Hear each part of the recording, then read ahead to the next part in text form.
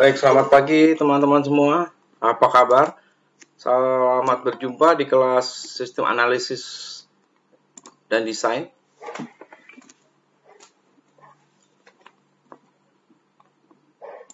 Pagi, Pak.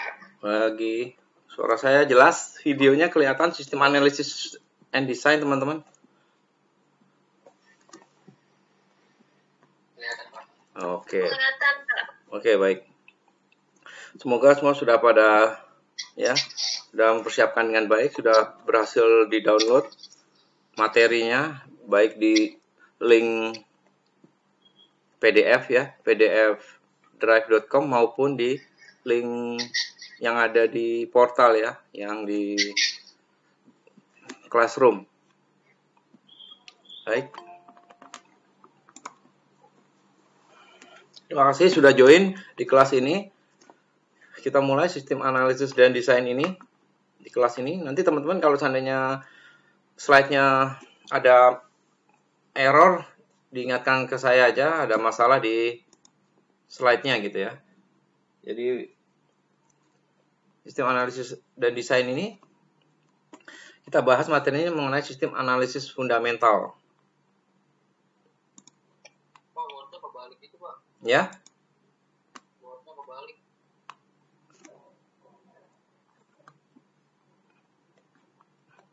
Gimana, Mas? Baik, teman-teman, kita mulai kuliah mengenai sistem analisis dan desain, mengenai sistem analisis fundamental. Nanti kalau teman-teman ada pertanyaan, silahkan di-interrupt aja, kita diskusi aja. Kita diskusi mengenai hal-hal yang kurang jelas. Kita saling memberi masukan. Oke, sistem analisis fundamental yaitu adalah sistem analisis yang berhubungan dengan hal-hal yang mendasar. Jadi yang paling dasar kita melakukan analisis itu apa saja yang harus dilakukan. Nah, reference buku ini adalah Kendall dan juga Alan Dennis. Jadi ini buku yang banyak dipakai teman-teman. Buku yang banyak dipakai di kuliah untuk sistem analisis dan desain.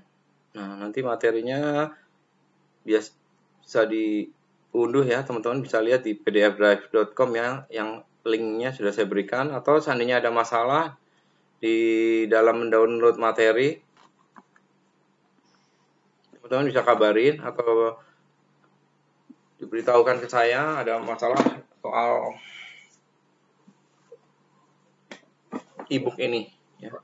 Jadi setiap kuliah, di kuliah ini saya mungkin akan melakukan tiga e-book yang berbeda.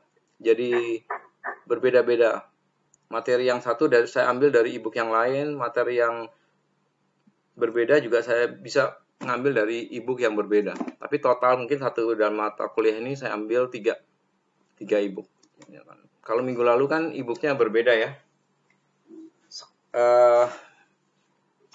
Sekarang bukunya milik Alan Dennis dan Kendall. Oke, referensinya ini teman-teman silakan. Dan nanti kita bahas bersama dan nanti bisa dieksplor lebih lanjut. Oke. Nah, need for system analysis and design. Jadi kebutuhan apa sih ketika kita melakukan sistem analisis and design? Di kuliah yang minggu lalu teman-teman sudah tahu bahwa sistem analisis and design itu sosoknya siapa ya? Teman-teman sudah mengetahui di kuliah minggu lalu sosoknya untuk sistem analisis dan desain adalah seorang sistem analis. Jadi orangnya adalah seorang sistem analis. Nah,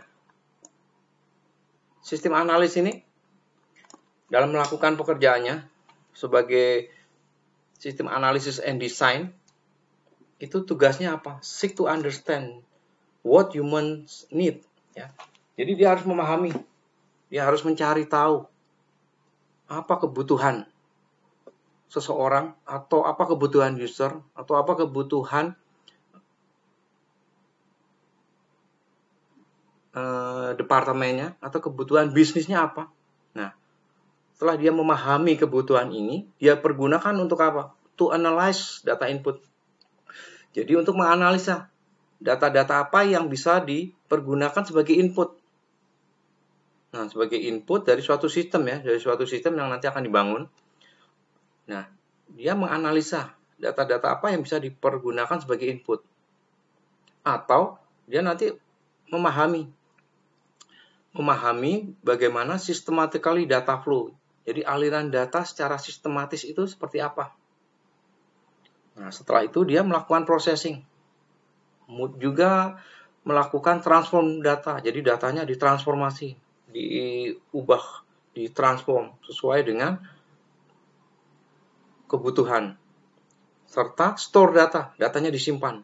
Untuk proses semua ini, jadi setelah menganalisa input, setelah mengetahui flow secara sistematis, setelah datanya diproses, setelah datanya ditransform, setelah datanya disimpan, untuk menghasilkan apa? Menghasilkan output atau keluaran berupa informasi yang sesuai dengan kebutuhan organisasi atau sesuai dengan kebutuhan enterprise ya, bisnis enterprise ya. Jadi intinya sistem analisis ini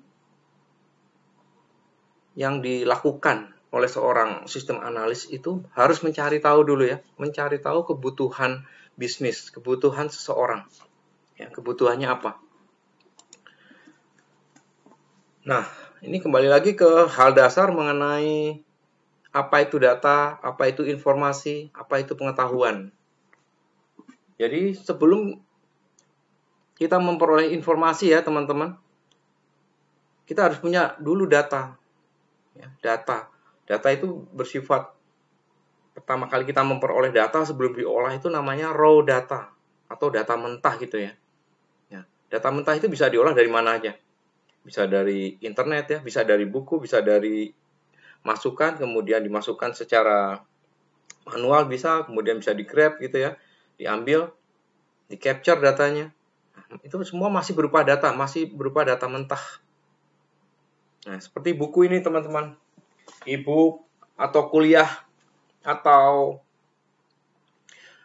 informasi di YouTube gitu teman-teman ya, itu masih berupa data bila data itu tidak dipergunakan untuk apa-apa. Buku itu kan kumpulan dari kata-kata, misalnya sistem analysis and design, kata sistem, kata analisis, kata data, kata desain gitu ya, itu masih berupa data. Nah, setelah teman-teman membaca bukunya, kemudian mencari dari sumber lain, dari buku-buku, kemudian dari sumber YouTube misalnya, nah dibaca. Nah, setelah dibaca, nah itu teman-teman tahu bahwa itu informasi, itu sesuatu data yang sudah diolah, kemudian menghasilkan makna, itu adalah informasi. Jadi kalau hanya berupa kata atau buku yang belum dibaca itu masih data, teman-teman. Ya. Setelah teman-teman membaca, kemudian teman-teman baru dapat informasi. Nah, itulah data yang sudah diolah itu berupa informasi. Nah, selanjutnya apa? Informasi kalau berhenti di selesai teman-teman baca bukunya, teman-teman baca e-booknya, atau selesai kuliah ini, teman-teman dapat informasi. Yang saya sampaikan ini adalah informasi, teman-teman. Saya juga baru mengambil buku-buku yang lain gitu ya, kemudian mempelajari, kemudian menggabungkan, menghasilkan materi yang padat gitu teman-teman, itu hasil dari olahan berbagai e-book ya, buku-buku atau informasi lainnya, kemudian saya sampaikan menjadi suatu informasi. Nah, kuliah ini memberikan informasi teman-teman. Nah, informasi kemudian setelah teman-teman dapat informasi, dapat keterangan yang saya sampaikan gitu, teman-teman mendapatkan pengetahuan. Nah, pengetahuan itu dipakai atau tidak? Nah, teman-teman coba kemudian dipraktekkan dalam suatu project misalnya, atau teman-teman yang kerja gitu kan, disesuaikan informasi yang dari kuliah ini dipakai mana yang bisa diterapkan di dunia nyata gitu ya, di dunia kerja. Nah, itu menghasilkan knowledge. Oh, ini kalau melakukan hal A, hasilnya adalah A. Kalau mau menjalankan B ternyata gagal. Jadi harus menjalankan proses A misalnya. Itulah pengetahuan. Karena diperoleh dari informasi. Informasi dia bandingkan dari berbagai buku ya, berbagai informasi, baik media cetak maupun media tulis ya, maupun media informasi online maksudnya, dari internet gitu, dibandingkan, tuh kemudian dibandingkan, diterapkan, dipakai, ternyata ada yang gagal, ada yang berhasil, menghasilkan pengetahuan. Nah, proses ini perlu waktu ya, perlu waktu untuk menghasilkan knowledge, proses panjang. Nah, knowledge ini setelah berdasarkan pengalaman baru menghasilkan wisdom, teman-teman. Jadi menghasilkan kebajikan, menghasilkan kebijaksanaan. Jadi dia bisa membuat keputusan-keputusan yang bijaksana. Nah, segitiga atau piramida ini itu sering dipakai ketika kita berbicara mengenai teknologi informasi. Ya. Ini piramida yang nanti teman-teman akan sering jumpai. Jadi supaya tahu juga teman-teman, semua itu dimulai dari data. Jadi masih raw data ya, data mentah, kata-kata ya. Kemudian diolah, baru menghasilkan informasi. Nah, informasi itu kemudian menghasilkan pengetahuan setelah dipergunakan. Knowledge itu nggak bisa didapatkan kalau informasi yang kita punya itu tidak diaplikasikan. Nah, knowledge yang dalam, berdasarkan pengalaman, sering diterapkan, sering diolah menggunakan informasi, terus berkontinu ya, pemahamannya ditingkatkan, baru menghasilkan suatu kebajikan. Nah, gitu teman-teman prosesnya. Proses dari data sampai akhirnya menghasilkan informasi, menghasilkan knowledge, sampai menghasilkan suatu kebajikan. Oke, lanjut. Nah, karena sosoknya adalah seorang sistem analis, maka kita belajar mengenai peran dari sistem analis. Nah, buku Kendall ini menuliskan tiga peran utama dari seorang sistem analis. Nah, perannya adalah sistem analis sebagai seorang konsultan. Peran pertama sebagai konsultan. Nah, peran kedua, sistem analis sebagai supporting expert. Nah, peran ketiga sistem analis sebagai agent of change atau agen perubahan. Nah, kita baca satu persatu. Nah, sistem analis sebagai seorang konsultan. Konsultan ya, kita baca ya. The system analyst frequently act as a system consultant to human and their business, and thus may be hired specifically to address information system issue within a business. Jadi sistem analis sebagai seorang konsultan. Jadi dia bertindak sebagai seorang konsultan ya, yang memberikan masukan sebagai seorang penasehat bagi bisnis ya, kebutuhan bisnis seseorang atau kebutuhan bisnis suatu perusahaan. Biasanya di-hired ya, atau disewa dari luar. Kemudian orang-orang ini, konsultan ini, sistem analis sebagai konsultan ini, dia mencoba mencari tahu mengenai isu-isu apa yang berhubungan dengan information system atau sistem informasi yang dapat digunakan untuk membantu kebutuhan perusahaan tersebut. Nah, itu sebagai seorang sistem analis, sebagai seorang konsultan. Coba kita lihat referensinya.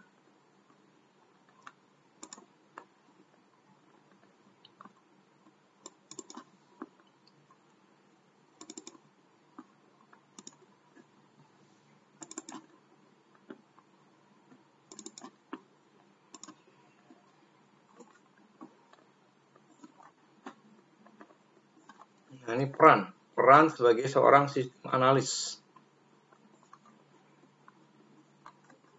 Kalau ini terlihat ya teman-teman ya. Terlihat di layar. tidak dalam keadaan terbalik ya teman-teman ya. Roles of system analyst.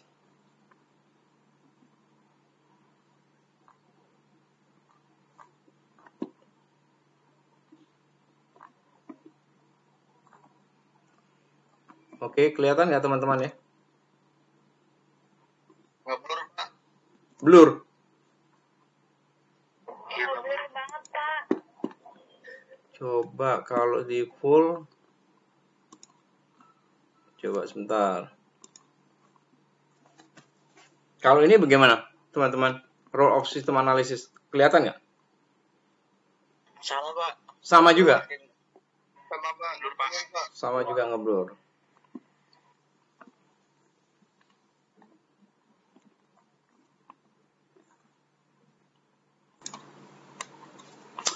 Ya, ini masih ngeblur ya teman-teman ya, masih ya. Masih, Pak. Masih, Pak. Oke, baiklah. Jadi saya coba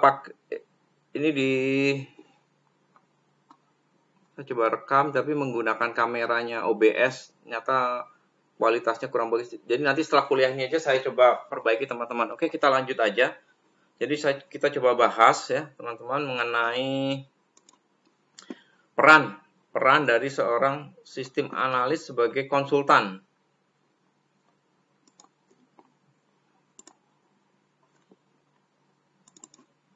Nah, peran analis sebagai seorang konsultan.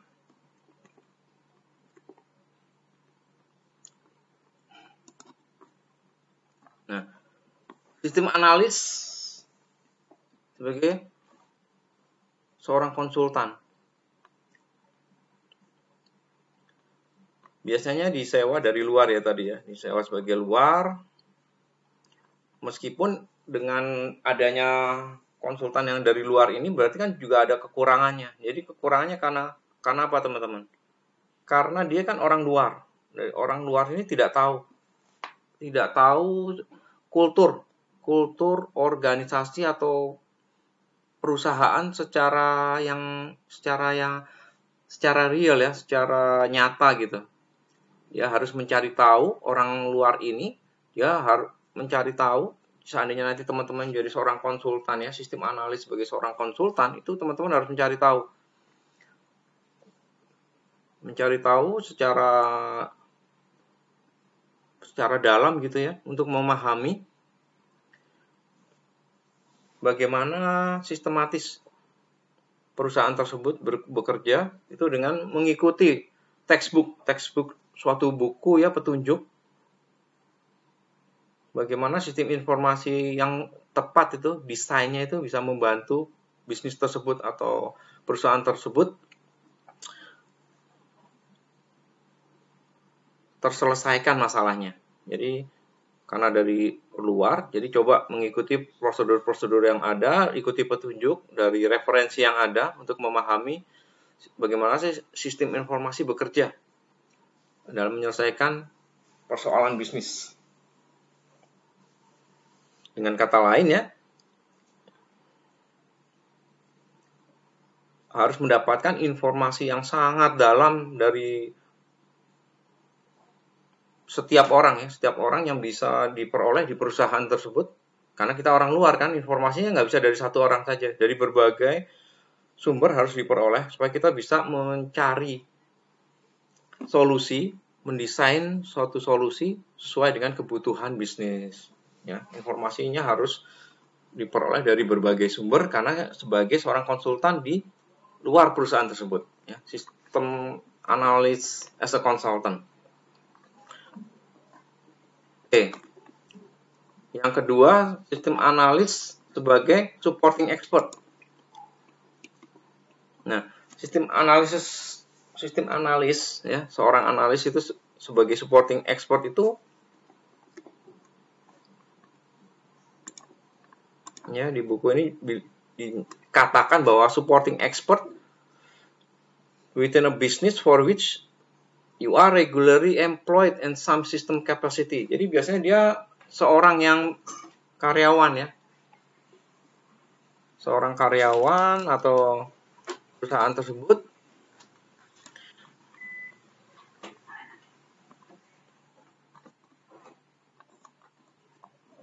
ya, seorang karyawan, kemudian memegang banyak project gitu ya, menyelesaikan banyak project dalam suatu sistem gitu ya, sistem informasi.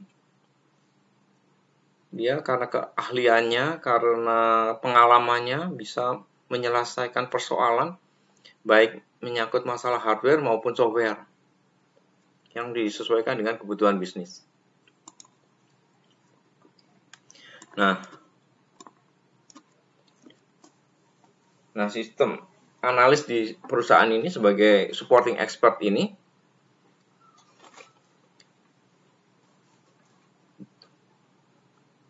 bukanlah menyelesaikan suatu proyek yang menyeluruh. Jadi gitu teman-teman ya. Di buku ini menyatakan bahwa this work is often not a full-blown system project. Jadi bukan sistem yang secara menyeluruh.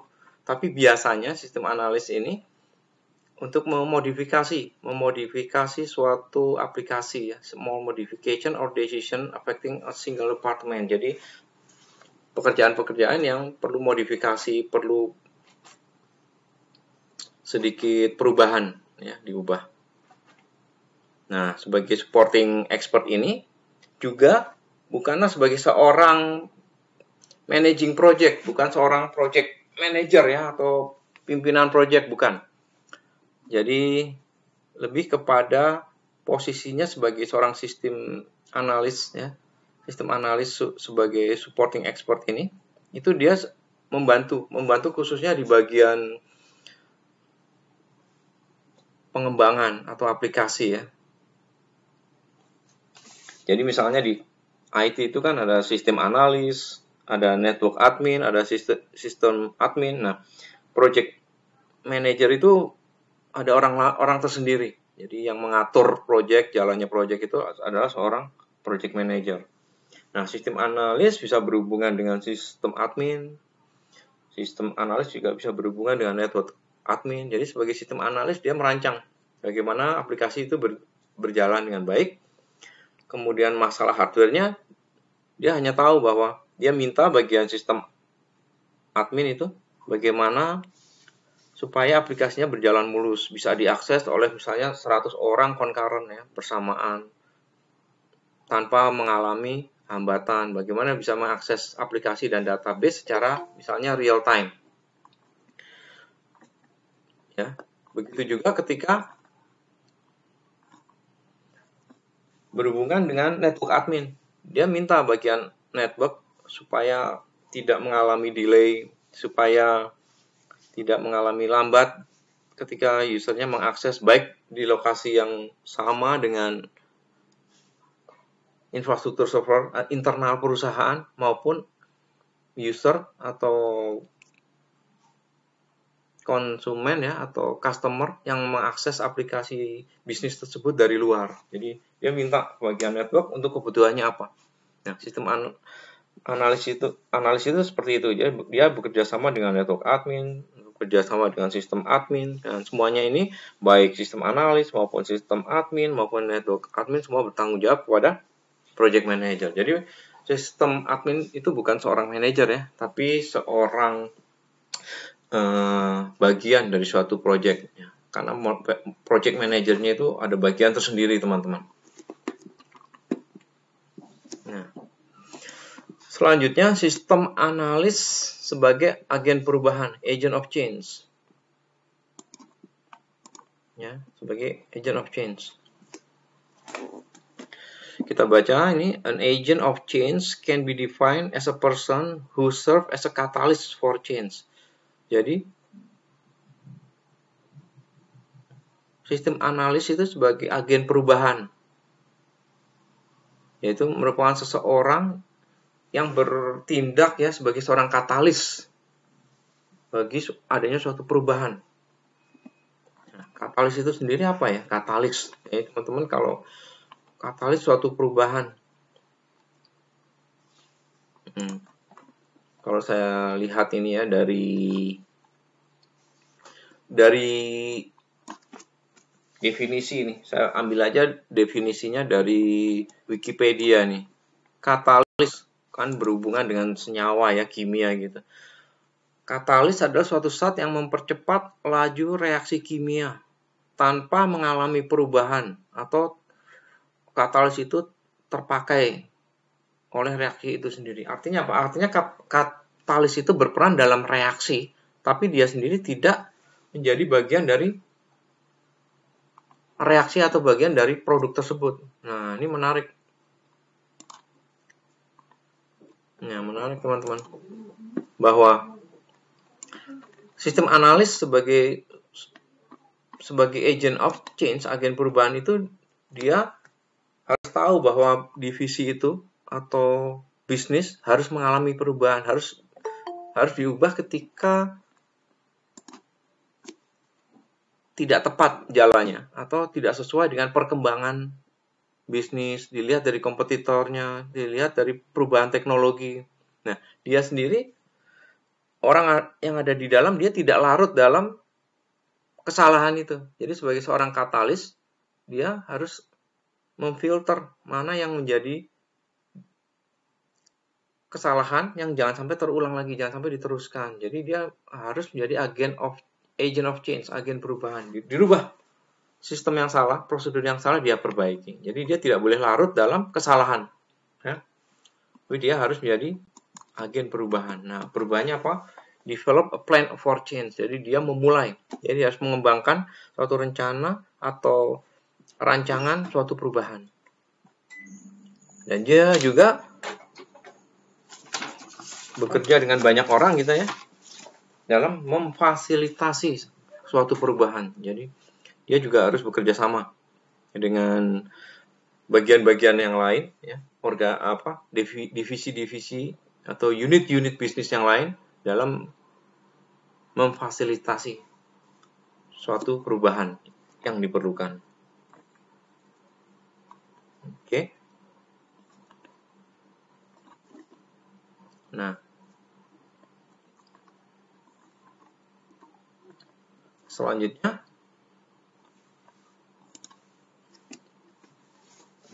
qualities of the system analyst. Jadi kualitas seorang sistem analisnya, kualitasnya itu apa?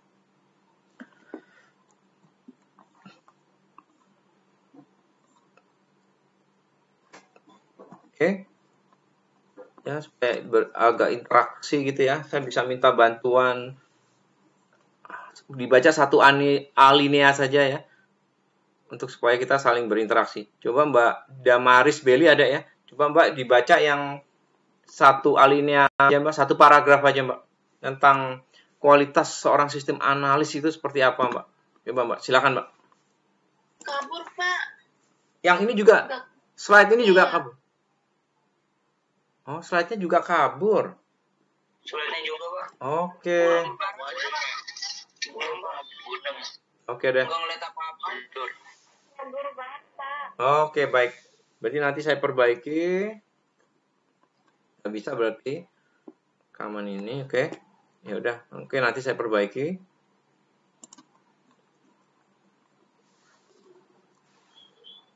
Oke.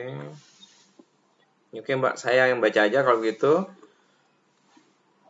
Jadi, oke.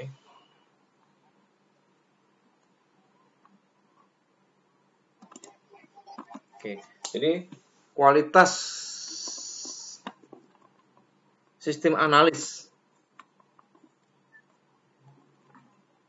sebagai problem solver ya, sebagai problem solver ya, memecahkan persoalan. Jangan sampai dia problem maker ya, membuat masalah, tapi harus problem solver ya, memecahkan persoalan.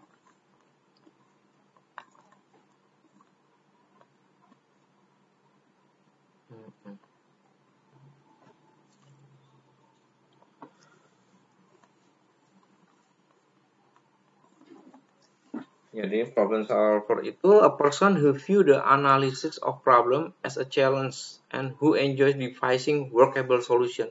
Jadi dia harus melihat, seorang yang mampu melihat persoalan dan kemudian dia menganalisa. Dia harus mampu dan menganalisa suatu persoalan yang ada sebagai suatu tantangan, challenge. Jadi seorang analis itu tidak bisa melihat persoalan itu sebagai sesuatu yang harus dihindari atau sesuatu yang sangat menakutkan.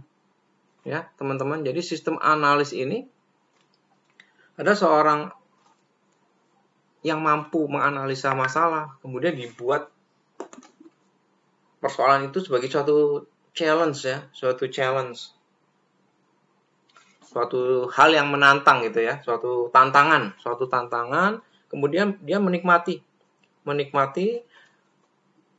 who enjoys devising workable solution. Dia menikmati dalam merancang suatu solusi yang bisa bekerja ya. Solusinya itu harus bisa dijalankan, workable solution. Jadi dia pertama harus melihat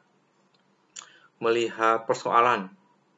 Ya, jadi begitu juga teman-teman. Jadi kalau melihat persoalan jangan patah semangat ya. Teman-teman harus melihat persoalan itu suatu hal yang bisa menjadi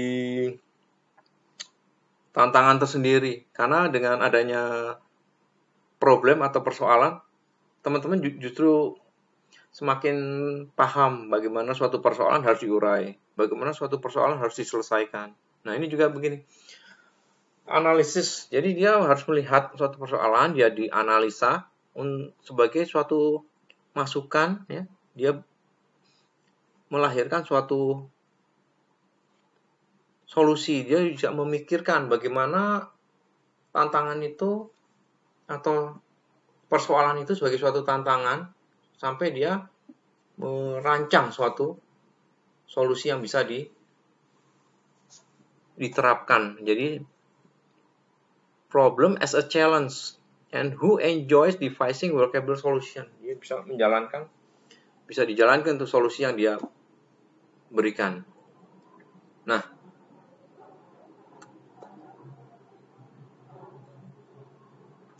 kenapa seorang analis ya, seorang sistem analis itu bisa membuat persoalan bisa dia selesaikan, bisa melihat suatu persoalan kok sebagai tantangan ya. Karena dia punya kemampuan. Ya teknik ya, punya kemampuan teknis. Kemudian dia punya experience, jadi pengalaman ya, terutama pengalaman sebagai seorang programmer, serta dia tahu menggunakan aplikasi tools apa yang tepat untuk melihat suatu masalah secara sistematis. Nah, ini yang penting teman-teman. Dia punya skill teknis ya, dia punya pengalaman, serta dia tahu tools apa yang dia bisa dipakai untuk melihat atau mengurai persoalan itu secara sistematis ya. Systematically tackle the situation at hand through skillful application of tools, technique, and experience. Oke. Selanjutnya, the analyst must also be a communicator capable of relating meaningfully to other people over extended period of time. Jadi dia juga harus terus-menerus menjadi seorang komunikator ya, menjadi jembatan antar beberapa orang. Teman-teman sudah kuliah di minggu lalu, kita bahas bahwa seorang sistem analis itu mirip seperti seorang arsitek ya. Arsitektur fungsinya menjembatani antara pemilik modal atau orang yang ingin membeli bangunan ya, bangunan dengan kontraktornya atau developernya. Begitu juga ini developer bangunan ya, kalau tadi itu dengan memborong bangunannya, sedangkan di sistem analis ini, di kuliah ini, sistem analis itu menjadi jembatan antara user ya, kebutuhan user untuk meringankan pekerjaannya dengan penggunaan sistem informasi ya, menjembatani antara usernya dengan developer ya, programmernya. Nah, itu harus extended period of time. Jadi tidak dalam waktu yang singkat ya, perlu waktu yang cukup panjang.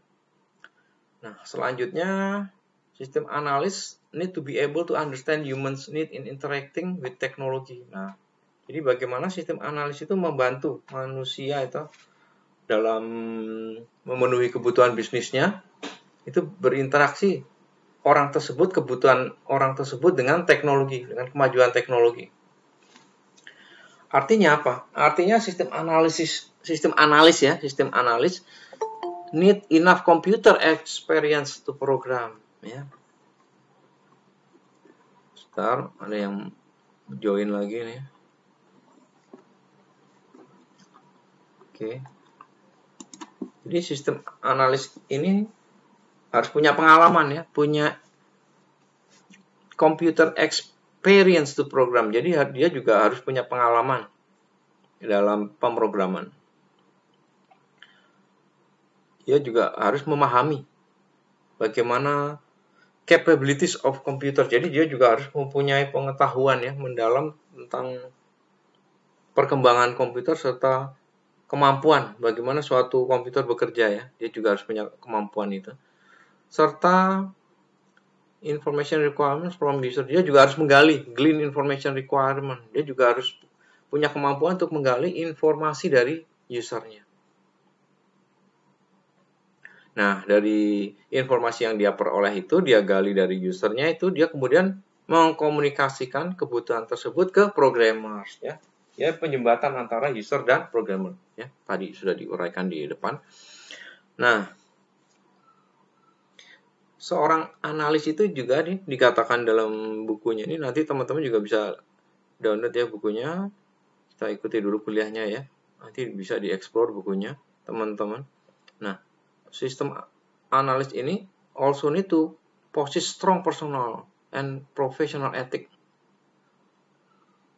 Jadi dia juga harus punya etika profesional dalam bekerja, ya, membantu dalam melakukan interaksi, relationship dengan kliennya. Nah, seorang sistem analis ini juga adalah seorang yang sangat disiplin, ya. Buku ini menyatakan bahwa nggak bisa seorang sistem analis yang tidak disiplin, ya. Ini the system analyst must be a self-discipline. Jadi seorang yang sangat disiplin, ya, sangat disiplin. Kemudian self-motivated. Jadi orang yang tidak perlu diingatkan, tapi dia orang yang memang termotivasi, ya, motivator, ya. Dia mulai inisiatif sendiri, ya, nggak usah harus diingatkan. Self-motivated individual who is able to manage and coordinate other people. Jadi dengan kemampuan dia juga sangat disiplin dan termotivasi, dia justru mampu untuk mengatur dan melakukan koordinasi dengan banyak orang. Karena sebagai seorang sistem analis ini dikatakan bahwa dia menangani innumerable project resources. Jadi menangani banyak proyek, dia juga harus bisa menyelesaikan banyak persoalan, ya, beberapa persoalan tentunya, ya.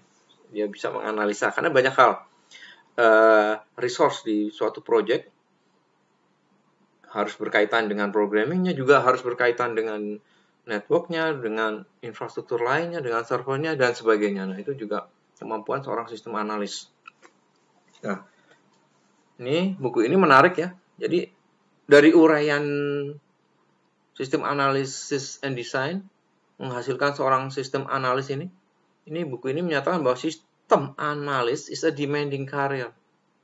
Jadi sistem analis itu suatu karir yang sangat menjanjikan, teman-teman.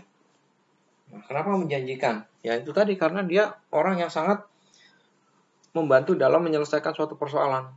Dia dimintai sebagai seorang expert. Namun ini, buku ini juga menuliskan but in compensation, namun kompensasinya karena suatu karir yang sangat menjanjikan, an ever changing and always challenging. Jadi selalu mengalami perubahan. Jadi sistem analis nggak bisa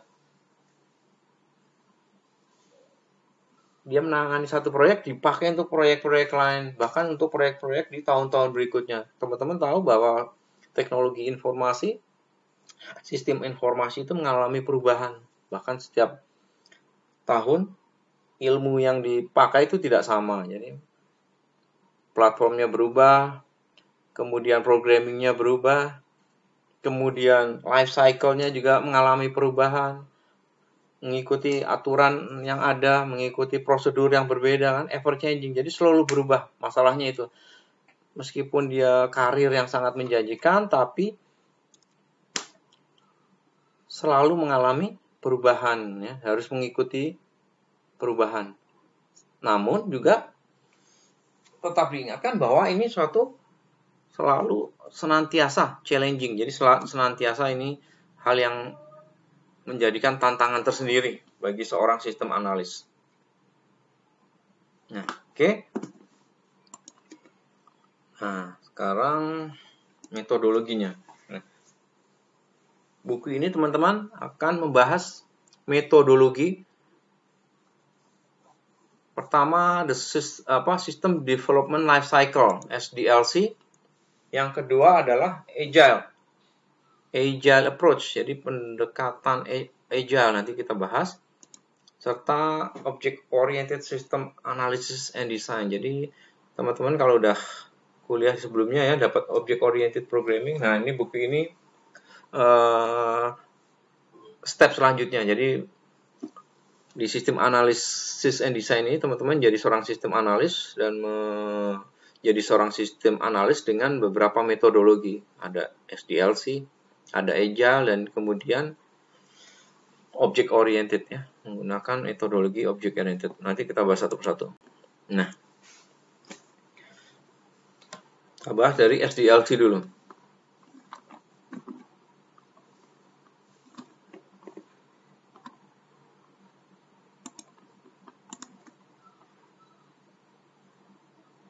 Oke, dari SDLC. Nah,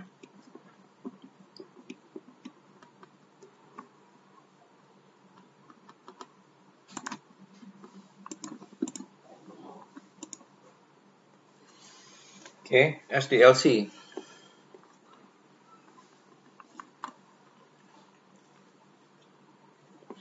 System Development Life Cycle. SDLC is a phase approach to analysis and design that how the system are best developed through the use of specific cycle of analysis and user activity. Jadi ini buku ini karangan Kendall ini menyatakan bahwa SDLC itu merupakan metodologi dengan pendekatan fase. Jadi tiap fase dalam menganalisa dan mendesain. Karena apa? Karena setiap fase melakukan serangkaian kegiatan analis dan aktivitas bersama user. Jadi contohnya dimulai nih. Ya. Nah, di gambar ini buku ini menyatakan bahwa analis itu disagree on exactly how many fase there are in the SDLC. Jadi buku ini bilang bahwa sebenarnya analis itu juga tidak sepakat atau tidak setuju berapa banyak fase yang ada dalam SDLC. Namun akhirnya harus disepakati juga kan. Mereka sepakat akhirnya dibagi. Awalnya kan tidak sepakat. Akhirnya dengan berjalannya waktu, here we have divided the cycle into 7 phases. Jadi dibagi menjadi 7 fase. Ini seperti teman-teman lihat di gambar 13 itu ya, di gambar 13. Di gambar 13 teman-teman bisa lihat ya bahwa sistem development life cycle itu proses pertama adalah identifying problems, opportunity, and objective. Jadi pertama itu adalah mengidentifikasi masalah. Nah, mengidentifikasi masalah, kemudian dilihat opportunities-nya, dilihat peluangnya. Ada nggak peluangnya? Bahwa sistem informasi yang ada itu bisa diperbaiki atau tidak dalam menyelesaikan persoalan user sesuai dengan objektifnya, objektif atau sasaran nanti yang hendak dicapai oleh bisnis perusahaan ini. Jadi pertama identifying problems, kemudian lihat peluangnya, opportunities, dan lihat sasarannya. Perubahannya apa? Nah, misalnya nih teman-teman, setelah identifikasi problem, terus selanjutnya tidak ada opportunity, tidak ada peluang. Bagaimana tindakannya teman-teman? Ada masukannya? Jadi ketika teman-teman jadi seorang konsultan gitu ya, jadi sistem analis atau supporting expert tadi, atau sebagai agent of change, setelah identifikasi problem, terus teman-teman tidak melihat adanya opportunity atau peluang. Kira-kira tindakan teman-teman apa sebagai seorang sistem analis? Yuk, silakan teman-teman masukannya.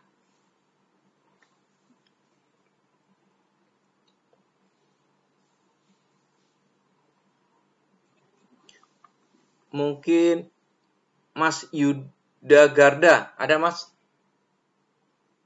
Kira-kira Mas, sebagai seorang sistem. Ada, Pak. Oke, silakan Mas. The system development life cycle. The SDIC. Apa ini? Enggak Mas, bukan dibaca Mas. Pertanyaan saya dengar nggak Mas? Apa pertanyaan tadi, Pak? Oke, begini Mas pertanyaannya Mas. Misalnya ini kan di dalam SDLC itu mengidentifikasi persoalan, identifying problem langkah pertamanya, kemudian lihat opportunity-nya, kemudian baru membuat objektif ya, sasaran. Nah, itu langkah pertama dari serangkaian cycle atau siklus di SDLC dalam kita menyelesaikan suatu persoalan di user yang ingin diatasi. Nah, langkah pertama adalah mengidentifikasi problem.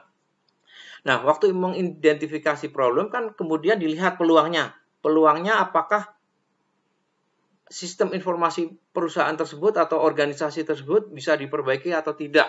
Nah, ketika bisa diperbaiki, ada opportunity untuk memperbaiki, proyeknya lanjut. Nah, ketika Mas Yuda Garda ini melihat adanya masalah, tapi tidak ada peluang untuk diperbaiki, kira-kira apa yang dilakukan Mas sebagai seorang sistem analis Mas? Ya tetap nyari solusinya mungkin Pak, buat diperbaiki sampai benar-benar bisa. Kalau emang udah beneran nggak bisa, ya mungkin bakal nyari orang buat ngebantuin. Oh ya, oke. Jadi sebagai seorang sistem analis mencari terus sampai bisa atau kemudian mencari masukan dari orang lain gitu Mas ya?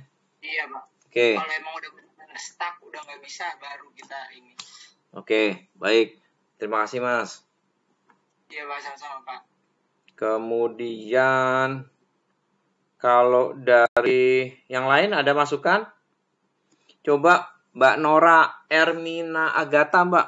Seandainya Anda sebagai seorang analis Mbak, kemudian dimintai tolong, terus Mbak berhasil mengidentifikasi problem, namun tidak ada opportunity. Bagaimana Mbak?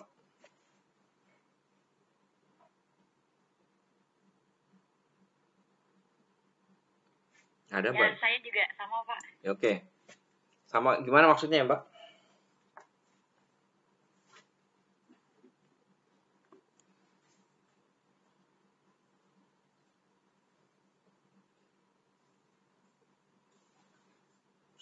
Halo Mbak, sampai sama di mana gitu maksudnya Mbak? Samanya itu bagaimana Mbak?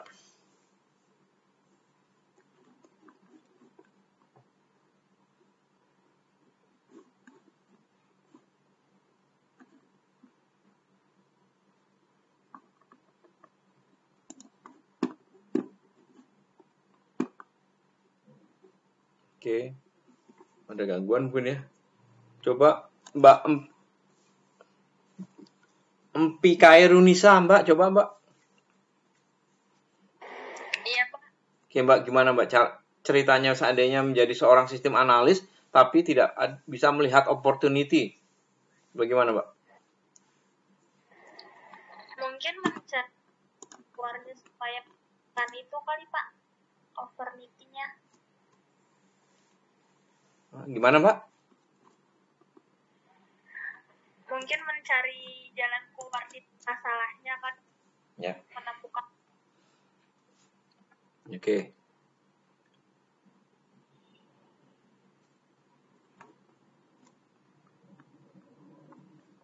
Oke, Mbak, agak putus-putus ya, Mbak. Ya udah, Mbak, nggak apa-apa, Mbak.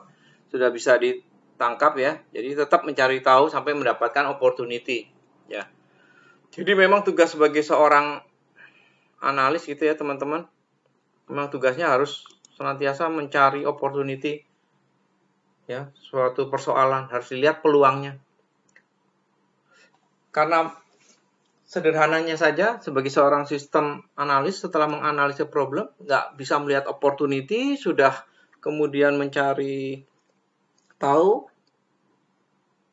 ternyata opportunity dan objektif tidak sejalan ya teman-teman, ya berarti aplikasi yang ada harus diganti teman-teman. Jadi opportunity dilihat, jika software atau aplikasi tersebut tidak bisa lagi dipakai, ya sudah.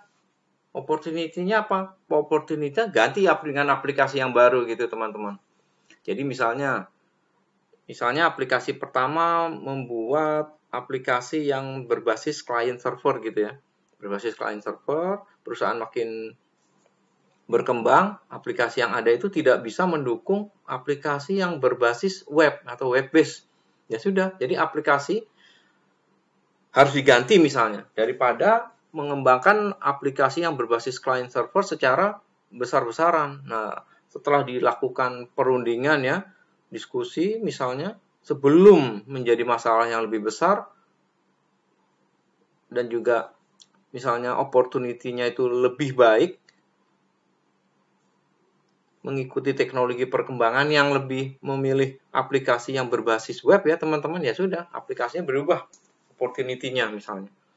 Dirubah aplikasinya, dirubah sesuai dengan kebutuhan sasaran bisnisnya. Harus disesuaikan antara opportunity dan objektif dari bisnis. Jadi bisnisnya juga harus bisnisnya itu mau mengalami perubahan tidak. Jadi kalau bisnisnya juga tidak mau mengalami perubahan yang mengikuti perkembangan seperti berubah jadi menjadi apa misalnya client base itu menjadi web base, yaitu teman-teman yang berbasis web, ya sudah. Kalau bisnisnya tidak setuju ya opportunity-nya harus dicari lagi bagaimana client server base tadi itu tetap bisa dikembangkan. Ya, tetap aja benar teman-teman ya, tetap aja harus ada opportunity ya. Nah, yang kedua, determining human information requirement. Jadi dia menentukan kebutuhan informasi dari penggunanya, dari usernya.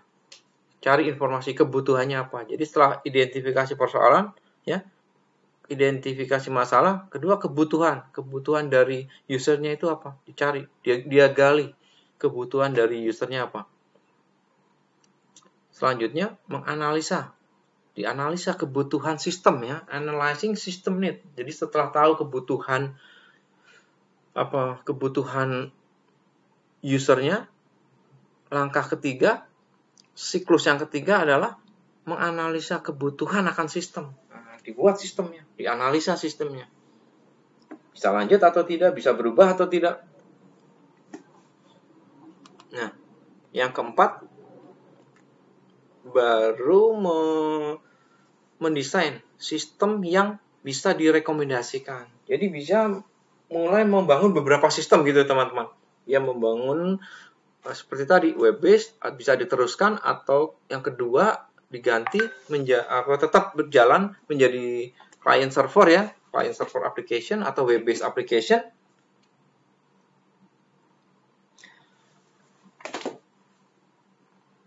Dia buat tuh rekomendasinya, rekomendasi 1 desain ya, desain rekomendasi 1A misalnya, kemudian rekomendasi sistem yang kedua adalah B. Nah, dia kemudian merekomendasikan sistem yang mana pilihannya. Ketika pilihan A, solusi A akibatnya apa. Jadi kemudian solusi B, nanti implementasinya ketika diterapkan akibatnya apa. Nah, dia harus membuat sistem-sistem itu, desainnya itu rekomendasinya seperti apa. biasanya memang rekomendasi itu tidak satu sistem ya teman-teman, namun juga rekomendasi seorang sistem analis. Dia justru memperlihatkan dengan keahliannya itu bisa membuat beberapa skenario disesuaikan dengan nanti kebutuhan user, biar usernya kemudian memilih mana yang tepat, sistem mana yang tepat disesuaikan dengan kebutuhan. Kemudian yang kelima, developing and documenting software. Nah, ini biasanya teman-teman setelah melakukan rekomendasi ya, dipilih misalnya rekomendasinya ya udah di-develop, dikembangkan itu software sesuai dengan permintaan user ya. Rekomendasinya apa, usernya mau apa, itu yang di-develop, itu yang dikembangkan, itu yang dibangun. Jangan lupa ketika bangun software itu juga diikuti dengan documenting, jadi dokumentasi software. Jadi biasanya ini memang ketika mengembangkan software ya, teman-teman mulai malas mendokumentasi kan. Padahal itu bagian yang penting karena kita jadi tahu bagaimana melakukan tracing ya. Ditelusuri dari mana dan sampai di mana, kemudian pernah dikembangkan seperti apa, mengalami perubahan seperti apa. Jadi itu penting tuh ya. Version itu penting, version. Kemudian yang keenam, setelah di developing, kemudian di testing. Jadi dibuat dummy-nya, di testing. Kemudian di maintain sistemnya.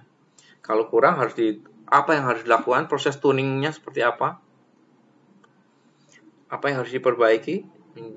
Misalnya waktu di testing satu user oke gitu ya. Satu user aplikasinya berjalan dengan baik. Namun ketika dites 5 user mulai mengalami kelambatan database-nya. Apalagi di tes satu kantor misalnya, bagian HR coba tes aplikasinya 2 atau 3 orang. Kemudian bagian IT-nya sendiri coba 3 atau 4 orang. Kemudian bagian purchasing coba 5 orang. Kemudian bagian manufacturing atau production coba sekian orang. Nah, ternyata begitu dicoba testing beberapa orang mengalami kelambatan atau delay. Ya, jadi teman-teman harus melakukan maintaining di sistemnya. Nah, yang harus dituning, apakah software, aplikasinya yang harus dituning. Yang kedua, apakah setelah dituning sudah maksimal ini dari bagian aplikasi atau software, sudah merasa tidak ada yang bisa dilakukan lagi. Kemudian sistem yang berhubungan dengan aplikasi ini apa? Dengan sistem ini apa? Misalnya network-nya. Nah, dia minta cek ya, sistem analisis ini kemudian menghubungi bagian network-nya. Tanya tuh bagian network-nya, apa yang bisa dilakukan ketika concurrent user itu lebih dari 50 orang mengakses bersamaan ya, itu mengalami keterlambatan aplikasinya. Nah, jadi tugasnya bersama-sama dengan bagian network itu sistem admin, bagian sistem analis ini meminta bagian network untuk dicoba, dituning lagi untuk networknya. Jadi apakah bandwidth-nya untuk aplikasi ini dibuka, dilebarkan, nah gitu kan? Karena apakah ini berhubungan dengan limitasi bandwidth, nah gitu kan? Di maintain sistemnya, di testing, kemudian di maintain. Kemudian masih juga di bagian aplikasi tadi sudah dilakukan. Kemudian di bagian network sudah dilakukan tuning, sudah dibuka bandwidth-nya, misalnya kemarin bandwidth-nya hanya 100 ya, 100 kilo dibuka kemudian menjadi 1 mega gitu kan. Dibuat jadi 1 mega dibuka kok masih lambat juga. Dilihat tidak ada keterlambatan lagi di bagian network. Network sudah tidak bisa melakukan tuning lagi, teman-teman. Coba dicek servernya. Nah, dicek. Minta sistem analis ini minta ke sistem admin. Minta ke sistem admin agar apa yang sudah dilakukan di aplikasi, di bagian aplikasi, apa yang sudah dilakukan di bagian network itu masih bisa dituning apa di bagian sysadmin, di bagian server. Gitu ya, teman-teman. Jadi itulah kerjasama. Nah,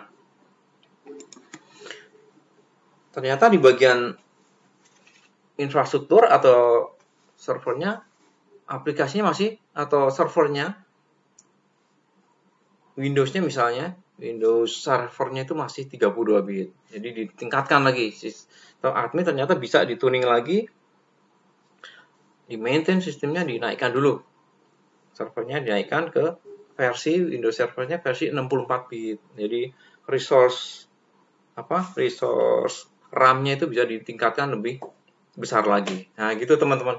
Bagaimana sistem development lifecycle itu melibatkan berbagai orang ya. Sistem analis melibatkan berkoordinasi dengan banyak pihak, bekerja sama dengan internalnya programmer, kemudian dengan network dan bagian server. Jadi itu di testing and maintaining the system itu penting ya. Proses itu juga penting.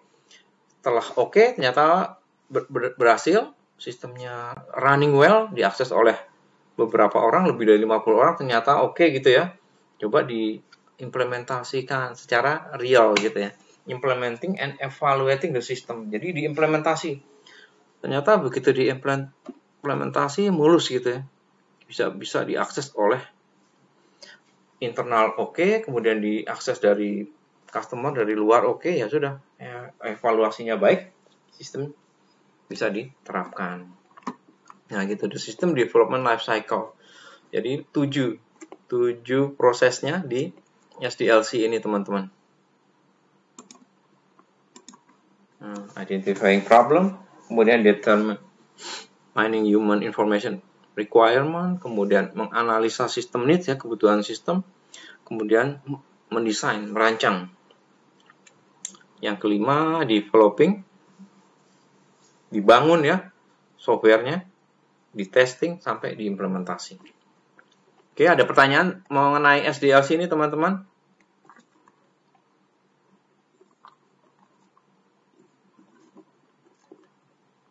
Ada pertanyaan? Oke.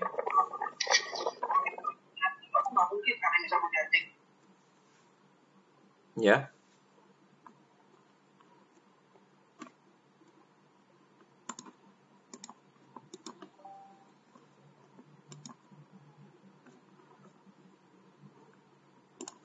Oke, bila tidak ada pertanyaan, teman-teman, mengenai Agile Approach dan Object Oriented System Analysis and Design, kita lanjutkan minggu depan, teman-teman. Karena saya juga tidak bisa teman-teman melihat tulisannya ya, slide-nya. Jadi saya juga harus perbaiki bagaimana teman-teman tetap bisa melihat slide-nya. Jadi kita bisa interaksi. Jadi teman-teman juga membaca bagian yang bisa mengurai nanti buku, karena e-booknya kan berbasis bahasa Inggris. Jadi teman-teman juga harus mulai saya paksa untuk membaca bagian buku-bukunya, bagian-bagian tertentu supaya menjadi biasa gitu, teman-teman. Jadi jangan sampai saya evaluasi kuliah ini arahnya masih satu arah gitu, teman-teman ya. Jadi kita lanjutkan, teman-teman, di